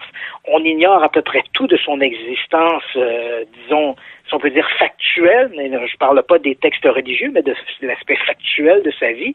Alors là, quand on est rendu à faire des débats, à savoir est-ce qu'il a survécu à la crucifixion, est-ce qu'il s'est sauvé avec Marie-Madeleine, est-ce qu'il y a eu des enfants dans le sud de la France, écoute, les historiens étaient débordés de ce qui semblait être de la bêtise. D'où ce que l'exagération peut amener. Si on veut faire un lien avec la conspiration, là, l'exagération, qu'est-ce que ça peut amener, justement, les oui-dire, mais tu sais, en même temps, tu sais, on peut pas dire que la religion catholique, c'est pas la plus grande religion, là. Comme tu dis, c'est la plus grande religion, et puis ça a été tellement bien ficelé. Oui, ils ont été persécutés, mais par après, le pouvoir que cette institution-là a eu, c'est vraiment incroyable, là. Oui, puis il faut faire attention aussi, parce que quand on parle de religion, souvent les gens ont tendance à confondre la religion, le message, versus l'institution. C'est-à-dire que, tu sais, si tu prends, par exemple, t'es chez toi, t'es confiné chez toi à cause du COVID-19, tu prends la Bible, puis tu lis, quelques passages dedans, là-dedans, il y a des trucs qui sont basiques, puis qui sont, somme toute, assez bien, hein. Ne fais pas aux autres ce que tu voudrais pas qu'on te fasse, puis aime ton prochain, tu sais, il y a comme des messages assez simplistes, puis assez humanistes. Tous des messages que l'Église elle-même a vraiment respecté à la lettre, là. Ouais, c'est ça. C'est ça. Et donc, on voit que entre le message et la façon dont l'institution récupère le message et elle va créer des dogmes, là, c'est autre chose, là, tu sais. Donc, faut pas confondre ça, là, tu sais, là, Rome, le Vatican, la papauté, ça, c'est une chose. Le message simpliste, humaniste de ce petit groupe de chrétiens au début du christianisme, c'est autre chose, là, tu sais. Mais bref, l'idée ici n'est pas de se débattre autour de ça, non, mais de voir à quel point on peut si tu veux voir le diable, tu vas le voir partout, tu vas trouver le moyen de diaboliser toutes les sources que tu veux. Et c'est vrai pour les textes religieux, puis c'est vrai également pour le discours scientifique, hein. Je veux dire, quand tu regardes aujourd'hui des gens qui vont dire non, le COVID-19 est un virus qui se répand dans les populations. Là, il y a toutes sortes de gens qui vont dire non, il faut diaboliser la communauté scientifique, on nous cache des choses, on diabolise les gouvernements, on nous cache la réalité, on diabolise l'industrie pharmaceutique parce que c'est eux qui ont dû créer ce virus-là. Tu sais, donc tu vas trouver et éventuellement on va te diaboliser ou on va me diaboliser parce que on dit comme ça que non, finalement, le COVID-19 est peut-être pas le résultat d'un complot, mais simplement d'une mutation naturelle. Tu sais. Mais on devient, nous aussi, on devient quelque part les méchants joueurs dans ce complot international. Exactement. Je suis vraiment content, Christian, parce qu'on a fait un épisode sur la religion catholique en même temps qu'un épisode sur les conspirations. C'est vraiment intéressant. Christian, il y en a deux autres que je veux te parler et puis que certainement tu connais avant de te laisser. Premièrement, la conspiration entourant la COVID-19 et puis l'expansion du réseau 5G. Peux-tu me l'expliquer, s'il te plaît? Parce que je la comprends pas tellement que c'est... d'ailleurs, elle est difficile à comprendre parce que c'est une théorie qu'on peut décliner. C'est-à-dire que les gens qui sont les partisans de cette théorie disent le gouvernement chinois a été le premier pays à se mettre au 5G et ils ont construit de mémoire, là, je vais pas m'avancer sur un chiffre ridicule, mais de mémoire, c'est le premier pays à avoir installé 10 millions de tours 5G dans le pays. Donc, quand est arrivé, qu'est-ce que c'est le 5G, là, pour les gens qui nous écoutent, ça peut paraître un peu mystérieux, là. Il faut savoir que c'est des espèces d'étapes dans les télécommunications. Donc, quand on est passé c'est des communications sans fil. Donc, le 1G, avec le 1G, là, t'avais ta télécommande, puis tu pouvais allumer ta TV sans avoir un fil qui reliait ta télé à ta télécommande. Donc, un incroyable changement technologique, là. C'était plus la manette avec le fil. on est passé comme au 2G, là. Écoute, là, on avait des téléphones, t'avais ta télécommande, t'avais le téléphone sans fil à la maison, là. Wow, c'était plus le modèle accroché sur le mur avec le fil en spirale, là. Ouais, le rêve américain. On venait de passer au 1G. Après ça, le 2G, ça a permis l'apparition des premiers téléphones portables. Rappelle-toi, là, c'était énorme. Puis la batterie durait 2 heures, là. Puis après ça, il était à plat. Donc, ensuite, le 3G, c'est l'Internet. 4G, là, c'est les téléphones intelligents. Et là, donc, le 5G, c'est une autre révolution. Donc, une nouvelle étape, une grande révolution. Mais évidemment, quand on fait ces étapes-là, les communications, elles sont à différents niveaux. Elles sont ou bien par des ondes électromagnétiques ou par des micro-ondes qu'on veut utiliser. Moins les micro-ondes, parce que bon, on sait ce que ça fait les micro-ondes. Si tu mets ton cerveau dans le four à micro-ondes, ce sera pas très beau, là. Mais c'est surtout des ondes électromagnétiques. Mais il faut savoir qu'on a quand même des communications par micro-ondes. Mais c'est surtout les ondes électromagnétiques. Et ces ondes électromagnétiques, bien évidemment, les transmetteurs deviennent de plus en plus puissants. Ils permettent un plus grand échange d'informations, ce qui permet de passer à une nouvelle étape. Donc, les Chinois décident d'être le pays qui va se mettre le plus rapidement au 5G. Ils construisent, et là on nous annonce ça, les grands géants des communications, Huawei, Samsung et compagnie. On est là déjà à nous vanter les prochains téléphones 5G, les prochaines tablettes 5G, etc. Et bien sûr, on a besoin des tours de communication pour pouvoir permettre l'échange d'informations. Donc, on a la Chine est le premier. En fait, c'est pas tout à fait vrai. J'ai lu quelque part que c'était le 2e ou le 3e pays, mais comme le virus est apparu en Chine, on aime bien faire un nivelage par le bas. Donc, la Chine devient le premier pays, selon des conspirationnistes, à atteindre les 10 millions de tours 5G. Et là, on nous dit, et là, tu as tout à fait raison, c'est un peu difficile à comprendre ce scénario du complot, mais il est à plusieurs niveaux. L'un, c'est de dire, les gens ne sont pas malades par un virus, c'est le 5G qui les rend malades. C'est encore l'incompréhension par rapport à un phénomène nouveau. Est-ce que je me trompe ou... Tu as tout à fait raison. Parce que le cellulaire, quand les téléphones, rappelle-toi, là, moi, à l'âge que j'ai, là, je me rappelle de ça, quand les premiers téléphones portables ont sorti, les gens disaient, oh non, tu parles au téléphone portable, ça va te donner le cancer du cerveau. Oui, le cancer du cerveau, oui. Il y avait toutes sortes d'espèces de préjugés comme ça qui existaient. Puis c'était vrai également dans les communications, hein, quand on est passé de la radio à la télévision, crois-le ou non, ça nous semble loin, là, parce que la télévision, ça arrive des années 50, mais on nous disait que le tube cathodique de l'écran émettait des ondes qui donneraient le cancer. Puis, donc, il y a toujours une résistance devant l'avènement de nouvelles technologies qu'on ne comprend pas très bien. Et là, donc, c'était au début, ça a été de dire les gens sont pas malades d'un coronavirus, ils sont malades simplement parce qu'il y a ces ondes électromagnétiques qui les rendent malades à cause du 5G. Mais comme l'épidémie, parce qu'au début, on parle d'une épidémie, non pas d'une pandémie. Donc, au début, l'épidémie, ça allait bien parce qu'elle n'était qu'en Chine.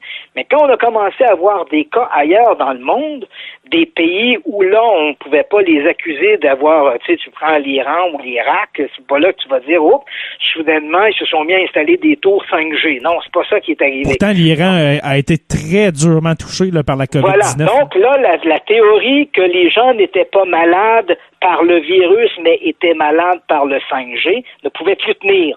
Alors, la nouvelle mouture à ce moment-là des théoriciens du complot qui continuent de diaboliser le 5G, c'est de dire, les gens sont pas malades à cause du 5G, mais le 5G a pris un simple virus qui était bien connu, virus de la grippe, un coronavirus simple comme celui que l'on a tous les années quand arrive une épidémie de grippe, mais à cause du 5G, ça a créé une mutation chez le virus et c'est ça qui l'a rendu aussi résistant et aussi contagieux qu'il est en ce moment. Donc, cette mutation, elle serait pas naturelle, elle aurait été provoquée en Chine par les ondes électromagnétiques transmises par les ondes, les ondes du 5G. Donc, d'où encore une fois le moyen de diaboliser cette nouvelle technologie. Mais c'est vraiment des bonnes idées de roman, hein, Christian. En entendant des théories de même, là, c'est tellement bon comme idée, là, j'aime ça. c'est bon comme idée, mais en même temps, tu te dis, c'est un peu quand même farfelu. C'est non, le 5G n'a rien à voir dans le coronavirus, le COVID-19. Écoute, c'est amusant parce que aussi, il y a des gens qui disent, bon, voilà, par exemple, Stephen King, il avait écrit un roman, je pense que c'est The Stand ou The Strand, qui dit, bon, voilà, il raconte une épidémie. Puis là, les gens disaient, bon, ben, c'est une espèce de prédiction. Tu sais, comment est-ce que Stephen King aurait pu savoir ça d'avance? Non, d'ailleurs, Stephen King a répondu que la COVID-19 n'avait rien à voir avec son roman parce que de toute façon, dans son roman, la maladie, elle est mortelle à 100%, alors que dans le cas du COVID-19, on le sait, elle est mortelle dans moins de 1% des gens qui sont en bonne santé. J'insiste là-dessus, là. C'est moins de 1% des gens qui sont en bonne santé. Et là, évidemment, si on commence à additionner des problèmes cardiaques, des problèmes respiratoires qui étaient sous-jacents à tout ça, là, bien sûr, le COVID-19, comme je l'ai dit en début de discussion, devient un peu la goutte qui fait déborder le vase. C'est l'élément supplémentaire qu'on n'avait vraiment pas besoin. Mais bon, donc, on essaie de trouver que là, aussi, il y a eu des gens qui ont sorti on a comme composé un faux quatrain de Nostradamus. C'est justement le dernier point que je voulais amener avec toi. Est-ce que tu veux qu'on y aille tout de suite à Nostradamus? Parce que c'est vraiment drôle parce que ceux qui connaissent un temps soit peu Nostradamus savent que les prédictions, si on peut dire, les courts textes de Nostradamus qui s'appellent des quatrains. Ce sont 4 lignes justement qui disent un événement ou qui décrivent quelque chose. Et puis là est arrivé sur Internet il y a quelques semaines ce texte d'environ 50 mots, qui aurait été écrit par Michel de Notre-Dame. Et puis ça a vraiment aucun bon sens parce que ça ressemble même pas à un quatrain de Nostradamus, Christian. Là. Et tu as tout à fait raison. Donc, Nostradamus, c'est amusant parce que Nostradamus, on le connaît pour ses prédictions. Oui. Mais il faut savoir que Nostradamus, s'il n'avait pas été connu pour ses prédictions, il aurait été connu comme étant un très, très grand médecin. C'est un médecin, un grand médecin du début de la Renaissance. Et à l'époque, il faut savoir qu'il y avait les gens, il y avait toujours un peu cette menace d'être qualifié d'hérétique auprès de l'Église. Donc, Michel de Notre-Dame avait ces espèces de visions.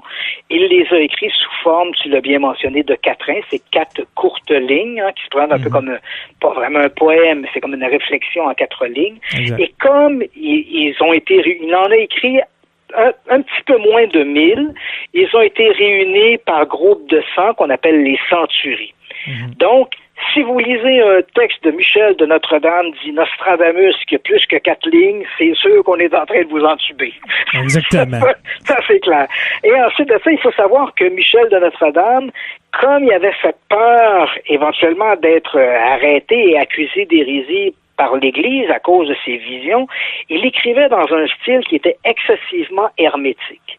Donc, quand on lit les centuries de Michel de Notre-Dame, ou les quatrains, ça devient difficile d'interpréter ce qu'il voyait. Et là, c'est pourquoi tu as presque autant d'interprétations des quatrains de Nostradamus que tu as d'auteurs qui ont écrit sur Nostradamus. Justement. Donc, chaque auteur, il va de son interprétation Parfois, tu as le même quatrain, tu vas retrouver 10 ouvrages, 10 fois le même quatrain, il ne sera pas interprété une seule fois de la même façon par les auteurs.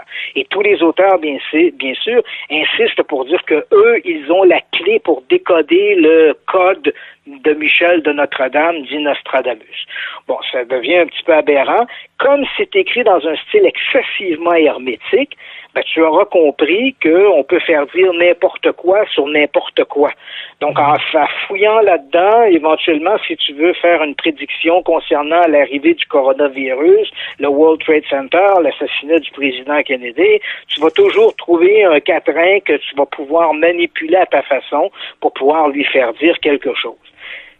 Cela étant dit, le quatrain dont tu fais référence, qui a circulé et qui circule encore allègrement sur la toile... Oui, puis justement, je m'en vais le chercher parce que je vais le lire aux auditeurs. Vas-y, Christian. Donc, ce quatrain qui comme tu le mentionnes, qui fait à peu près 10 lignes, ce n'est pas un quatrain de Nostradamus. D'ailleurs, il faut savoir que les quatrains de Nostradamus, quand on les retrouve généralement dans des ouvrages ou même sur le web, généralement, les gens qui les rapportent ont un peu ce professionnalisme de mentionner la référence du quatrain. Hein. C'est un peu comme lorsque l'on fait une citation biblique, on va nous dire c'est la Genèse, chapitre 2, verset 3. Donc, quand on cite Michel de Notre-Dame, dit Nostradamus, généralement, c'est ce que l'on va faire. C'est-à-dire que les gens vont citer le quatrain en donnant le numéro du quatrain, ce qui permet à n'importe qui de retourner aux écrits de Nostradamus et de voir le quatrain où il est, à quel moment il se situe dans les centuries. Alors, quand on retrouve sur le web, comme ça, non seulement un quatrain qui a plus que 4 lignes, et qu'on nous donne pas la référence du numéro du quatrain, c'est presque à coup sûr quelque chose qu'on a inventé. Exactement. Et puis là, je l'ai devant moi, mais là, ça a été... Ah non, excuse-moi, je l'ai ici en version plus claire. OK. Ça dit, il y aura une année jumelle, alors en parenthèse 2020, d'où surgira une reine coronavirus qui viendra de l'Orient et qui étendra une plaie dans les ténèbres de la nuit dans un pays aux 7 collines, Italie, et transformera en poussière le crépuscule des hommes pour détruire et ruiner le monde. Ce sera la fin de l'économie mondiale telle que vous le connaissez. Ça ressemble vraiment pas à du Nostradamus. Non. Nostradamus, c'était quatre courtes phrases, généralement très, très obscures, écrites dans un style très ésotérique, et ce qui rend, bien sûr, l'interprétation excessivement difficile. Vraiment. Puis ça, c'est un bel essai. Moi, j'ai envie de dire bel essai pour ce faux quatrain. Ce faux quatrain écrit sur une napkin de restaurant. Ouais. Alors... c'est à peu près ça. Ouais. Mais c'est bon, c'est ça. Les gens... on aime bien récupérer à gauche, à droite, toutes sortes de choses. Tu sais, il faut que les gens, j'allais dire, autrefois, avant l'avènement de l'Internet, nos seuls moyens, nos seules sources d'éducation, c'était les livres, c'était les journaux, c'était la radio et la télévision. C'était là qu'on allait chercher l'information. Mm-hmm. Et à chacun de ces niveaux-là, il y avait, on trouvait, c'était pas étanche à 100%, mais il y avait une espèce de filtre qui se faisait. Les journalistes avaient une conscience professionnelle. Mm-hmm. Lorsqu'ils rapportaient, ça n'a pas empêché des journalistes de rapporter des canulars, mais généralement, les journalistes étaient professionnels, ils rapportaient une information qualitative. C'était exactement la même chose qu'on retrouvait à la télévision, dans les livres. Hein, quand on publiait un livre, le livre passait par un comité de lecture. Il y avait une espèce de professionnalisme à publier de l'information qui était qualitative. Donc, on avait tous ces filtres-là. Ça nous mettait pas à l'abri du canular, ça nous mettait pas à l'abri des fake news, des fausses nouvelles, mais il y avait quand même une espèce de filtre qui était là. Aujourd'hui, avec l'Internet, ce filtre-là, il n'existe plus. N'importe qui peut publier n'importe quoi sur n'importe quelle plateforme. Donc, il faut que les gens, on ne pourra jamais insister assez pour dire aux gens, documentez-vous. Quand vous avez de l'information... Regardez les sources, s'il vous plaît, parce que voilà. Quand je vois des gens là, publier, de partager sur Facebook ou Twitter, etc., là, puis ça vient de sites genre, je sais pas, astrologie.org.net, Nostradamus.me, ou c'est des fake news, c'est pas vrai. Arrêtez de partager ça, s'il vous plaît. Absolument. Et tu as tout à fait raison. C'est-à-dire que si il y a des petits trucs, hein, si on vous lance une information, posez-vous la question, quelle est la source de cette information? Si l'information vient d'une source d'information reconnue, hein, on vous lance une information, puis voilà, c'est une information qui vient du New York Times, ou du Washington Post, de CNN, donc ce sont des réseaux d'information. Encore une fois, on le dit bien, ça ne nous met pas à l'abri de la fake news, là. Mais au moins, on se dit, voilà, ce sont des sources, ce sont des organismes d'information qui sont reconnus. Quand vous avez une information, puis ça vient de complot.com, là, méfiez-vous de ça. Cette information-là, c'est à se méfier. Là. Et en plus, c'est écrit complot dans l'adresse. Et ensuite, vérifiez si cette information-là, elle est répercutée ailleurs. C'est-à-dire que si quelqu'un dit, il y a des scientifiques qui ont trouvé un vaccin contre le cancer, est-ce que ça n'existe que sur la planche complot.com ou est-ce que c'est répercuté au Washington Post, le New York Times, à CNN, à TVA? Si l'information n'est pas répercutée ailleurs, il y a un problème. Généralement, quand une information est de qualité, elle est d'intérêt public, assez rapidement, les autres grands réseaux d'information vont récupérer la nouvelle. Donc, vérifiez la source de la nouvelle. Vérifiez également que quand on vous raconte une histoire, c'est du genre d'un groupe de chercheurs dans un laboratoire en Chine ont découvert, c'est où le laboratoire en Chine? C'est qui les chercheurs? Quand on utilise des pronoms indéfinis, tu sais, les experts, les scientifiques, un groupe de savants, c'est qui ça? Ils doivent bien avoir des noms, ces gens-là. Quand on donne pas de nom comme ça, là, il y a un problème. Généralement, là, un journaliste qui va se respecter lorsqu'il va rapporter une information, il va dire, voici le docteur machin truc de l'Université Columbia. Il nous donne de l'information que l'on peut vérifier. Quand il n'y a pas d'information qu'on peut vérifier parce que les sources sont toujours anonymes, une université inconnue avec des scientifiques inconnus, il y a quelque chose qui va pas bien, là. Donc, la multiplication des pronoms indéfinis, là, ça marche pas. Et même quand on vous donne des noms, ça vous empêche pas de prendre le nom de cet individu-là. C'est le scientifique ou l'historien Joe Blow. Prenez le temps de prendre Joe Blow et de regarder est-ce qu'il est vraiment historien, est-ce qu'il est vraiment associé à l'université dont on parle. Vous allez peut-être découvrir que le fameux Joe Blow, là, le fameux savant, c'est peut-être finalement un pauvre kidam qui fait dans la théorie du complot puis qui n'a pas le moindre diplôme en poche, là. Donc, il faut se méfier de ça. Il faut que les gens apprennent à être leur propre filtre. À être très critique par rapport à ce qu'on voit, parce que dernièrement, ça fait peut-être une semaine ou deux, j'ai regardé un vidéo sur YouTube, et puis c'était un homme d'à peu près, je dirais, 55-60 ans, tu sais, puis il paraissait bien, puis il parlait bien, se présentait comme un infectiologue, tout ça, et puis recevait des questions de personnes, et puis répondait par rapport au coronavirus. Et puis, j'y ai cru jusqu'à temps que quelqu'un me dise « Non, c'est pas vrai, va voir c'est qui. » Puis je me suis fait pogner, c'était un Suisse qui était importateur d'ananas. C'est vraiment... Tu sais, je me suis fait prendre, mais justement, un orateur qui sait bien parler, qui s'est documenté sur le sujet, ça peut être n'importe qui. Alors, renseignez-vous, s'il vous plaît. Faites une double recherche pour vraiment vous assurer que c'est la bonne personne croire. Et je ne peux qu'abonder dans ton sens. Il faut que les gens apprennent à devenir leur propre filtre. Donc, si vous avez une information, avant de la répercuter, avant de l'envoyer à des amis, à des parents, vérifiez l'acuité de cette information-là. Est-ce qu'elle est répercutée ailleurs? Est-ce qu'il y a des noms de gens là-dedans qu'on peut vérifier si ces gens-là font bien le travail qu'ils prétendent qu'ils font? Est-ce qu'ils sont vraiment associés aux universités ou aux centres de recherche qu'ils prétendent représenter?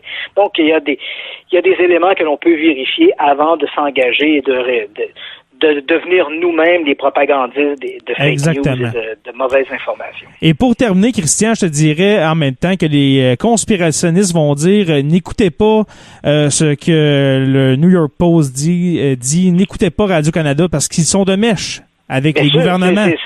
C'est toujours ça. Quand je t'ai mentionné, c'est toujours la fuite en avant, là. Donc, exactement.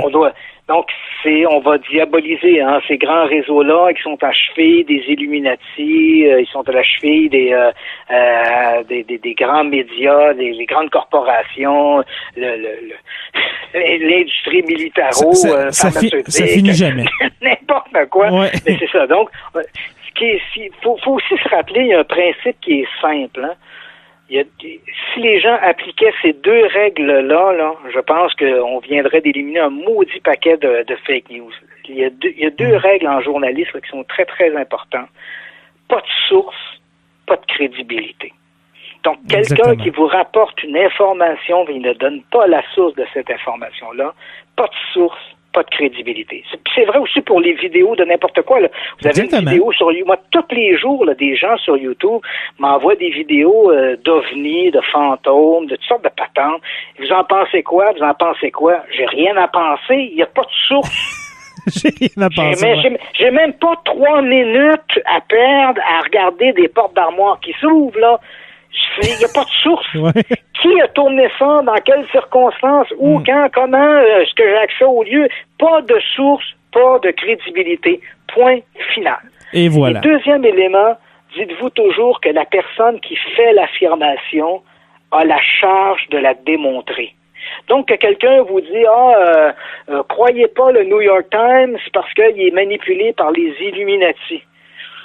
Ben, vous avez le droit de poser la question, qu'est-ce qui prouve que tes Illuminati gouvernent le New York Times? Es-tu capable de me prouver ça ou c'est quelque chose que tu as sorti comme ça de ta poche? Mm-hmm. Donc, quand on fait des affirmations, il faut être capable de les démontrer. Donc, quelqu'un vous dit, le coronavirus a été créé dans un laboratoire, prouve-le.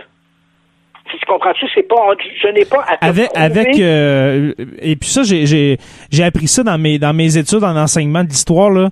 Prouve-le, mais pas avec une source, avec plusieurs sources de plusieurs médiums différents. Il faut que ce soit des sources crédibles. Exactement. On s'entend bien, ça. Fait que si tu me dis le coronavirus a été créé dans un laboratoire, moi, je n'ai pas à te prouver qu'il n'a pas été créé dans un laboratoire. Je n'ai pas à te prouver la non-acuité de l'information. C'est toi qui fais l'affirmation, tu dis, il a été créé en laboratoire, prouve-le. Prouve-le, mais prouve-le avec une documentation rigoureuse et scientifique. Pas 3 gars qui se sont réunis autour d'une tasse de café puis qui ont inventé ça un matin en se disant ça doit être ça, parce qu'il y a à Wuhan, il y a un laboratoire de recherche en virus. Ben là, écoute, ça nous amène à rien, ça, là. Et c'est vrai, qu'on dise que le coronavirus a été créé en laboratoire, que les chemtrails sont des épandages chimiques, ou que le Père Noël existe. C'est toujours celui qui fait l'affirmation qui a la charge de démontrer son point. Et s'il ne peut pas prouver son point avec une documentation rigoureuse, merci, bonsoir, on passe à autre chose. Exactement. Donc, si la personne qui fait l'affirmation ne peut pas le prouver, c'est mis de côté et rappelez-vous, pas de source, pas de crédibilité. Merci, bonsoir. Et voilà. Et avant de te dire bonsoir, définitivement, mon cher Christian, je voulais te dire merci. Merci de revenir dans le podcast. La dernière fois qu'on s'est parlé, je pense, c'était en novembre. Et puis, j'avais bien hâte de parler avec toi. Et puis là, c'est venu sur le sujet, là, avec les fameuses conspirations entourant la COVID-19. Alors, merci à toi, Christian, de ta participation au podcast. Ben, ça me fait plaisir. Puis écoute, peut-être qu'une autre fois, on pourra se parler de phénomènes paranormaux. Ben justement, on s'en va vers là, justement, parce que il y a plusieurs... qu'on parle de Roswell, qu'on parle de plusieurs événements paranormaux. Moi, j'aime bien le Mothman. Je sais que tu connais très bien le sujet. Tu t'es rendu à Point Pleasant, ouais. Point Pleasant, ouais. Tu t'es rendu sur place. Ça serait un sujet peut-être à élaborer. On a parlé aussi à l'automne d'Agnès Michel. Tu t'es rendu sur place. Alors, il y a plusieurs sujets, si tu as le temps, qu'on va pouvoir développer dans les mois qui suivent. Oui, parce que l'on parle, comme tu mentionnes, de cas de possession comme Annalise Michel, où on parle du Mothman, qui est une espèce de créature mi-homme, mi-papillon, là, dont les apparitions étaient particulièrement marquées en 1966 et 1967 à Point Pleasant, une toute petite ville en Virginie occidentale. Ce sont des sujets fascinants.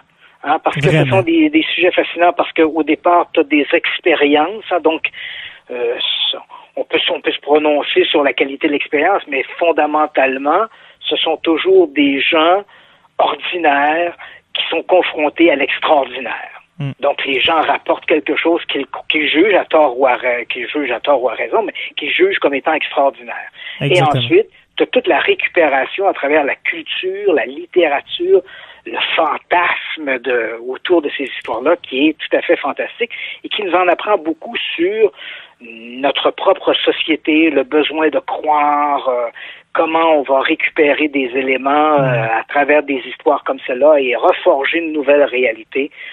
Ce sont des sujets qui sont fascinants. C'est moi qui le dis souvent, les phénomènes paranormaux, moi je pense qu'il devrait y avoir à l'université, il devrait y avoir des chaires universitaires uniquement pour étudier ces phénomènes-là. C'est fascinant. Non pas pour le sujet lui-même, c'est pas tant de savoir est-ce qu'une soucoupe volante s'est écrasée à Roswell, mais de voir comment sociologiquement ces événements-là deviennent des éléments folkloriques qui appartiennent à la culture populaire. Comment on pense, parce qu'il ne faut pas se le cacher, ces événements-là, que ce soit une apparition de fantôme, une soi-disant écrasement d'une soucoupe volante, les apparitions d'un homme papillon en Virginie occidentale, ce sont des événements qui sont des faits divers. faits divers assez banals en soi et qui soudainement vont se hisser au rang d'éléments dans la culture populaire. Et là, ça devient fascinant de voir comment notre culture, notre société va décanter autour de ces événements-là, récupérer ça, reformater une nouvelle réalité. Fantastique. Et comme mot de la fin, je dirais, en parlant du Mothman et puis d'Agnès Michel, psychose collective. Alors, mais on va pouvoir en reparler ultérieurement, mon cher Christian. Merci à toi encore, Christian Page, expert du paranormal au Québec. Je terminerai plutôt avec... tu parles de psychose collective. Moi, je terminerai plutôt avec un mot d'Alexandre Pouchkine qui disait « À une vérité ténue et plate, je préfère un mensonge exaltant. » J'adore ça. Ça vient résumer. Hein? Sur ce, bonne soirée, mon ami. Merci à toi. Merci aux abonnés de suivre Sur la Terre des Hommes. Nous sommes disponibles sur Apple Podcasts, Spotify et puis Google Play. Merci aux patrons Olivier Sauvé, Stéphanie Théberge, Pascal Ménard, Francis Furoy, Jean-Sébastien Lamarche, Martin Godette, Georges Dumais, Gabriel Landerman, Benoît Caisse et puis Pascal Gassé. Vous pouvez aussi visiter le site radio-h2o.ca pour écouter les podcasts. Je vous invite à rejoindre la page Facebook Sur la Terre des Hommes, la communauté, pour venir discuter avec nous. Merci à podcast.com. Sur la Terre des Hommes est une présentation des éditions Derniers Mots. Et puis, n'oubliez pas qu'à tous les jours, nous écrivons l'histoire. Merci et on se revoit très bientôt pour une autre page d'histoire de Sur la Terre des Hommes.